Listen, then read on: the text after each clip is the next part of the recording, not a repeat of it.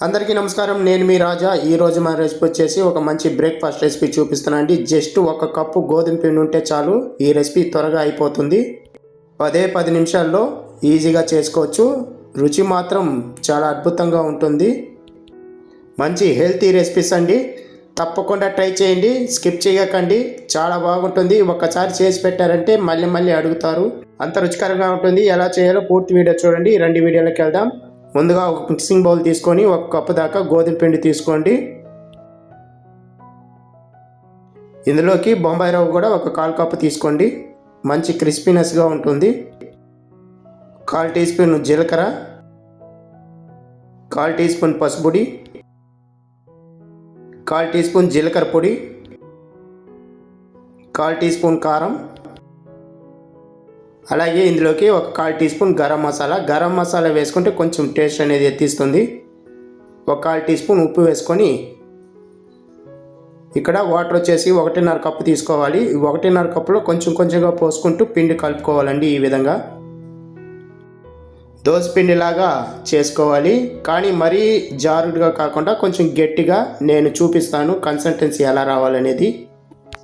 ఈ లోపల ఒక చిన్న రిక్వెస్ట్ అండి, ఎవరైతే నా ఛానల్ కొత్తగా చూస్తుంటున్నారో సబ్స్క్రైబ్ చేసుకొని చూడండి. ఇలాంటి వీడియోలు మన ఛానల్లో చాలా ఉన్నాయి, అవి కూడా చూసి నేర్చుకొని తినండి. మీకు వీలైతే మీ ఫ్రెండ్స్కి, ఫ్యామిలీ మెంబర్స్కి షేర్ చేసి సపోర్ట్ చేయండి. ఈ రెసిపీ వచ్చేసి పొద్దున్నే బ్రేక్ఫాస్ట్కి, ఈవినింగ్ స్నాక్స్ కూడా చేసి పెట్టచ్చు. స్కూల్ నుంచి పిల్లలు వచ్చినప్పుడు ఏదైనా అడిగినప్పుడు ఇలా చేసి పెట్టండి, చాలా బాగుంటుంది. మంచి హెల్తీగా ఉంటుంది, కడుపు నిండా తింటారు. ఎన్ని తిన్నా బోరు కొట్టదండి ఈ రెసిపీ, అంత బాగుంటుంది. రుచి మాత్రం ఒకసారి ట్రై చేసి చూడండి, మీకే తెలుస్తుంది. కన్సిస్టెన్సీ అనేది ఈ విధంగా ఉండాలండి. ఇప్పుడు మూత పెట్టుకొని ఒక 10 నిమిషాల పాటు రెస్ట్ ఇవ్వాలి. ఈ రెసిపీ కోసం వెజిటేబుల్స్ యాడ్ చేసుకుందామండి. 1 క్యారెట్, 1/2 క్యాప్సికము, 1 ఆనియను, 1 టమోటా, 2 పచ్చిమిరపకాయలు, 3 వెల్లుల్లిపాయలు, 1 చిన్న అల్లం ముక్క. ఇవన్నీ ఇప్పుడు మనము సన్నగా తరుక్కోవాలి. ఈ రెసిపీకి చాలా సన్నగా తరిగి వేసుకుంటేనే బాగుంటుందండి టేస్ట్. నేను ఇక్కడ చాపర్లో చూపిస్తున్నాను. చాపర్లో అయితే మనకు కావాల్సినంత ఫైన్గా వస్తుంది. ఇప్పుడు వెజిటేబుల్స్ అన్నీ ఒకేసారి అన్నీ వేసుకొని మూత పెట్టుకొని ప్రెస్ చేసుకోవాలి. నేను వీడియోలో చూపించే విధంగా ప్రెస్ చేసుకోండి. మీ దగ్గర ఉంటే చాపర్లో చేయండి, లేదంటే సన్నగా తరిగి వేసుకోండి.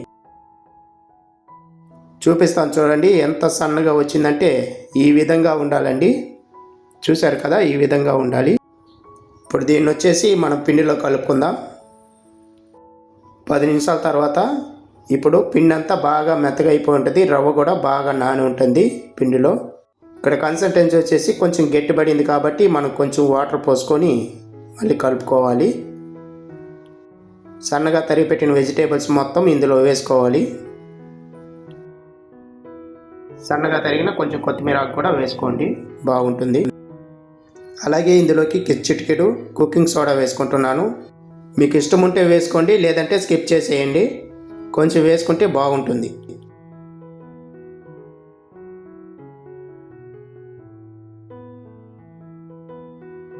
ఇప్పుడు 1/2 కప్పు దాకా వాటర్ పోసుకొని మొత్తం ఒకసారి కలుపుకోవాలి.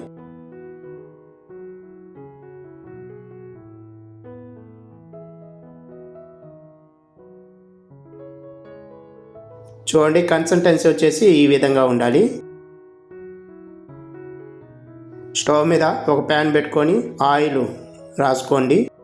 మంట వచ్చేసి సన్న మంట మీద చేయాలి ఇదంతా ప్రాసెస్.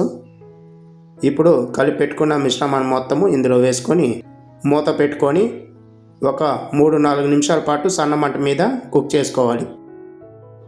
3-4 నిమిషాలు అయిన తర్వాత ఒకసారి రెండో వైపు తిప్పుకొని సేమ్ అదే ప్రాసెస్లో 3-4 నిమిషాల పాటు మళ్ళీ మూత పెట్టుకొని చేసుకోవాలి. ఇలా చేసుకుంటేనే చాలా సాఫ్ట్గా ఉంటాయండి లోపలంతా. లోపల ఉన్న వెజిటేబుల్స్ అంతా బాగా ఉడికిపోతుంది ఇలా చేశారంటే. ఇంతేనండి, చాలా సింపుల్గా అయిపోతుంది. 10 నిమిషాల్లో ఈ రెసిపీ చేసుకొని తినొచ్చు. మీరు కూడా ఇంట్లో ట్రై చేసి ఫీడ్బ్యాక్ నాకు చెప్పండి ఎలా వచ్చిందని. ఈ వీడియో మీకు నచ్చినట్లయితే లైక్ చేయండి, షేర్ చేయండి, కమెంట్ చేయండి. మరిన్ని వీడియోస్ కోసం నా ఛానల్ని సబ్స్క్రైబ్ చేసి పెట్టుకోండి. ఇలాంటి మంచి వీడియోలు నేను చేసి చూపిస్తాను. అలాగే ఈ వీడియో పైన మీ అభిప్రాయం చెప్పండి. మీకేమైనా డౌట్స్ ఉంటే నన్ను అడగండి, నేను తప్పకుండా రిప్లై ఇస్తాను. మళ్ళీ వీడియోలో కలుద్దాం. ధన్యవాదాలు.